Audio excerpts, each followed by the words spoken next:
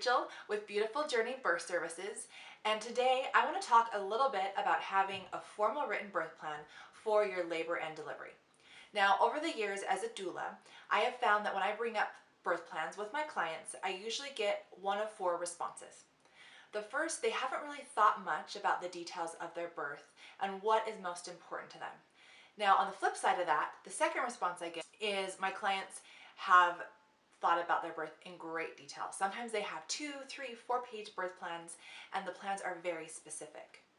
Now, the third response I usually get is sometimes an eye roll and maybe like a chuckle, followed by a response, something like, do doctors and nurses even pay attention to those? I think those are just a waste of time. And the last response I get is one of just being overwhelmed. They don't know what to put on their plan and they don't know where to start. I'm guessing if you're pregnant that you probably fall into one of these four categories. Or you may be even the person that's sitting at home going, a birth plan, this is the first I've ever heard of a birth plan. I'm supposed to have a formal plan for my birth? Well, don't worry. You're going to want to keep watching because having a birth plan is one of the most important things you can do to help you prepare for your birth.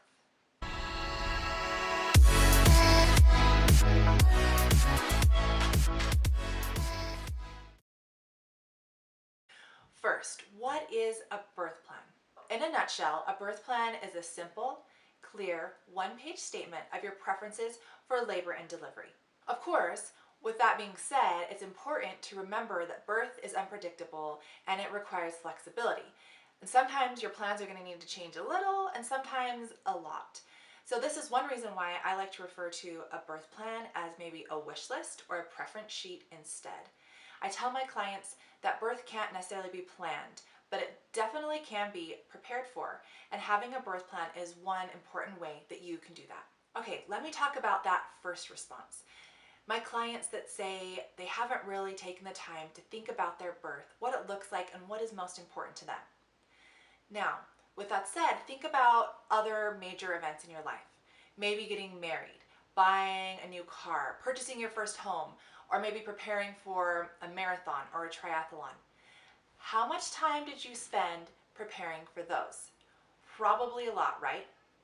So why, when it comes to something so special and so important as bringing life into this world, would you not want to spend just as much time preparing for that? Okay, so moving on to number 2. Those couples that have plans that are 2, 3, 4 pages long and outlines every little detail of their birth. Now, when you create your plan, I want you to think simple, simple, simple. It shouldn't be this long, 2, 3, 4 pages. It should just be one page, clear statement of what is most important to you. Here's a tip. Think of it like a resume. If you want people to read it and pay attention to it, it should only be about one page, and it should only highlight the most important things about you. So like a birth plan, keep it simple. I recommend doing bullet points and also breaking it out into 3 different sections. The first section would be your labor, the second would be the delivery, and the third would be the postpartum period, or what you want to have happen after the baby is born. Also, I recommend writing things that you do want rather than that you don't want. So for example, rather than saying, I don't want to be on the bed during my labor, you could say, I want to walk and move around, I'd love to have a birth ball, or maybe even use the tub during my labor. So like that saying goes, you can attract more bees with honey than vinegar. Is true with your birth plan. Writing it this way gives it a positive tone and it will be received better by your healthcare team. All right, moving on to that third response.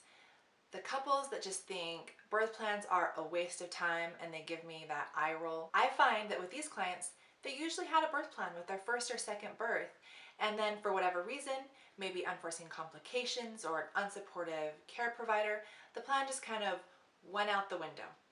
So this time around, they think it's going to be easier, maybe less frustrating and disappointing if they just don't have a plan at all. It is so important to be able to be flexible and fluid during your birth. You can still do that and have a birth plan or a preference sheet, wish list, whatever you want to call it.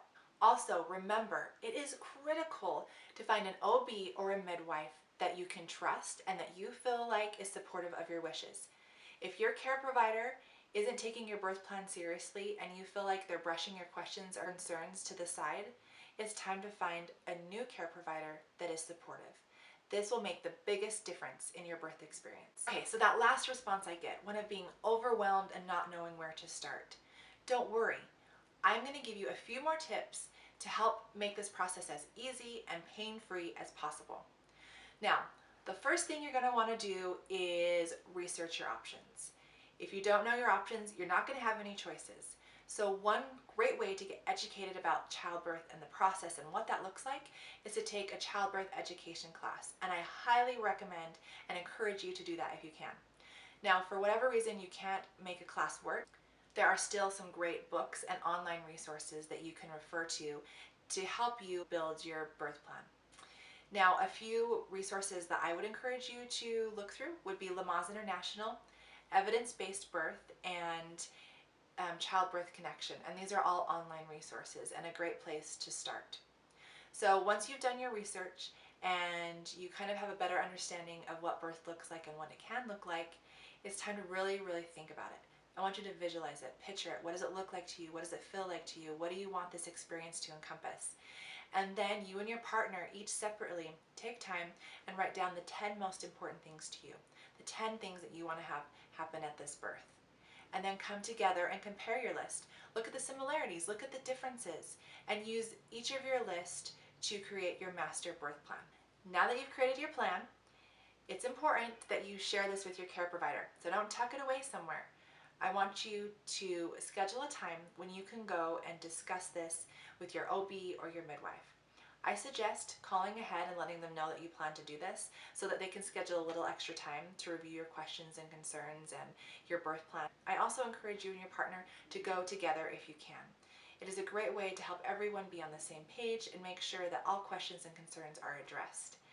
I really hope that this was helpful for you today and that it addressed some of your questions, concerns, or hesitations about creating a birth plan.